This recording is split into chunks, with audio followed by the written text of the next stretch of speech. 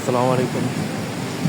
সিলেট এয়ারপোর্টের নতুন আরও একটা ভিডিও নিয়ে হাজির হলাম। আজকে দুপুরবেলা থেকে বজ্রপাত সহ অনেক বৃষ্টি হইতেছে।